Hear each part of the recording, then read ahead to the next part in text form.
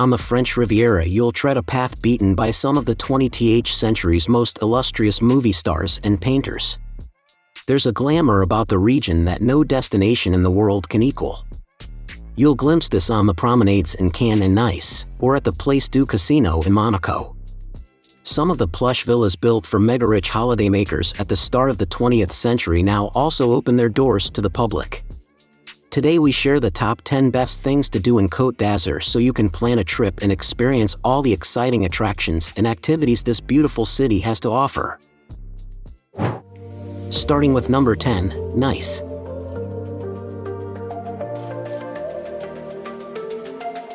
There's a few things that you can't leave Nice without doing. A wander through the ravine-like alleys of the old town is top of the list, and while you're there you have to potter around the colorful stalls of the daily fruit and flower market at Cours-Salaya at the foot of the hill.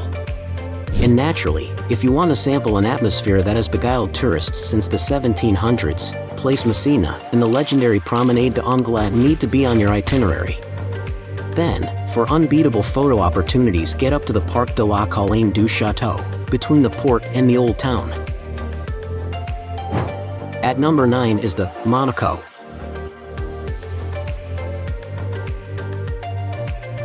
This ultra-wealthy principality in France's far southeastern corner is tiny, but Monaco's cultural impact is impossible to measure. Scenes like the Place du Casino, the geometric mosaic of sandy apartment blocks from the marina, and the Palais des Princes are familiar to all. They conjure memories of the jet set, Princess Grace, and decades of the mythic Grand Prix. Another personality forever associated with Monaco is the maritime explorer Jacques Cousteau, director of the Cliffside Oceanographic Museum for more than 30 years up to 1987. At number 8, Eze.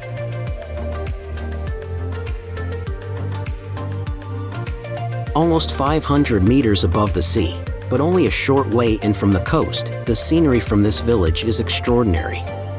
The pale ochre tower of the Notre Dame de l'Assomption is like a beacon, visible from coastal roads for miles. Eze almost defies logic, with stone-steep alleys that twist through tunnels and up steep stairways. As you go, you'll be hit by incredible views of the little bay hundreds of meters below and the azure Mediterranean. The Jardin Exotique has cactus arrangements chiseled into the slope, with panoramas that will make your head swim. At number 7, La Croisette. Can has a grace and sophistication that even the hordes of tourists can't diminish. And La Croisette also happens to be one of the loveliest urban beaches on the Cote d'Azur, a long ribbon of golden sand with moderate waves. The public part towards the port gets very busy in summer, but many are happy just to wander along the promenade, between the Mediterranean and the long row of fashion emporia next to the foreshore. Keep going to the viewport to gasp at the luxury yachts and stop at the Palais de Festivals et de Congrès, where the stars come for the Cannes Film Festival every May. At number 6 in our list, Villa Ephrussi de Rothschild. Set high on the isthmus near the top of Saint-Jean-Cap-Ferrat is one of the Cote d'Azur's most storied mansions. It was built at the start of the 20th century for Beatrice Ephrussi de Rothschild, of the Rothschild and Ephrussi banking families. The villa looks out over the Mediterranean from 3 sides, contains a tremendous assortment of valuable art and decorative items, and, best of all, has an ensemble of 9 gardens listed as one of France's Jardins Remarquables. Each one has a different theme, from the Japanese garden with its pavilion, to the rose garden, awash with pink flowers in the summer. At number 5, Port Grimaud.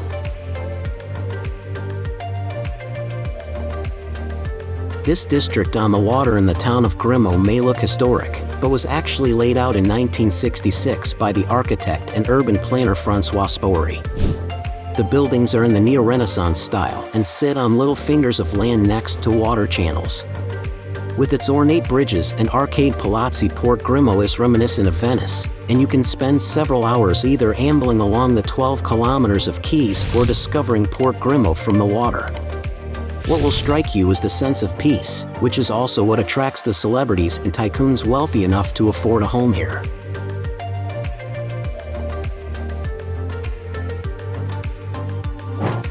At number 4, Suquet. The city's old quarter is a break from the glitz of La Croisette and is set on steep slope with streets so tight that you even have to shuffle sideways at times. Rue Saint-Antoine is a good place to start, where almost every building is grounded by a restaurant.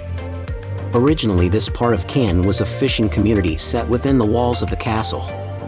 You can get up to this landmark, which now hosts a museum with an eclectic collection of primitive art from around the world, ancient artifacts from the Mediterranean, and a large assortment of musical instruments.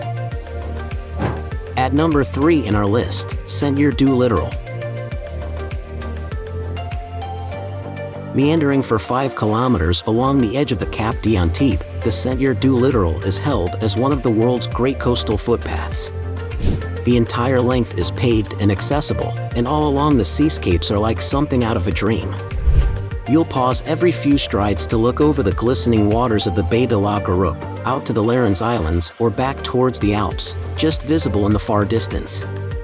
In places the path is so exposed that you'll be blasted by the wind and the waves will smash against the rocks, while in others it's impossible to resist stepping down to the shallow waters to dip your feet in the sea. At number 2, Lérins Islands.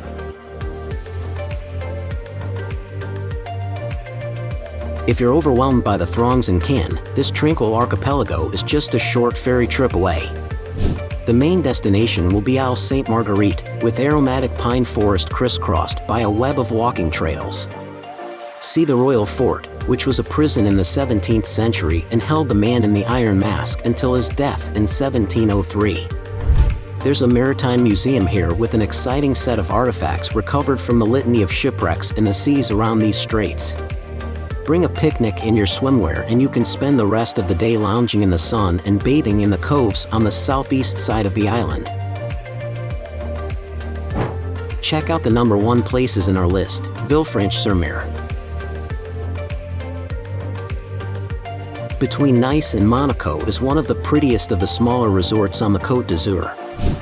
It's in a long recess in the coast between Cap de Nice and Cap Ferret, granting the beach crystalline waters and providing some of the best snorkeling conditions in the region. The harbor is extremely chic and sophisticated with houses in ochre tones in front of shiny yachts and motorboats. The quayside is one long line of restaurants, and as you dine nobody will blame you if you're distracted by the yachts, the rugged hillside, and the shimmering waters. Now it's time to hear from you. What's your favorite things to do in Cote dazur? Is there something we missed? Let us know in the comments section below, and don't forget to give this video a like and subscribe to Grimaud if you haven't already. Click the bell icon to stay updated on all our latest content.